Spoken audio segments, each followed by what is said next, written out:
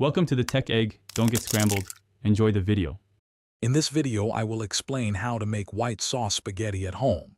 First, ensure you have all your ingredients ready, including your favorite spaghetti, butter, flour, milk, and a good quality cheese.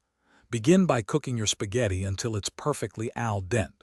While the pasta cooks, you'll start building the foundation of your delicious white sauce by preparing a classic roux. This simple step is key to a smooth, rich sauce.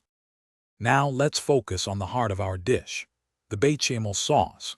Start by melting 2 tablespoons of butter in a saucepan over medium heat. Once melted, whisk in 2 tablespoons of flour to form a smooth, thick paste, cooking it for about 1 minute.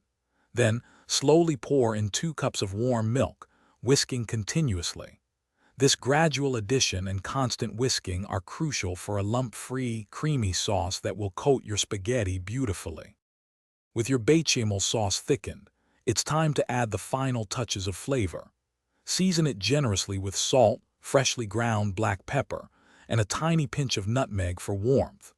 Next, stir in about 1/2 cup of grated Parmesan or Pecorino cheese until it's fully melted and incorporated.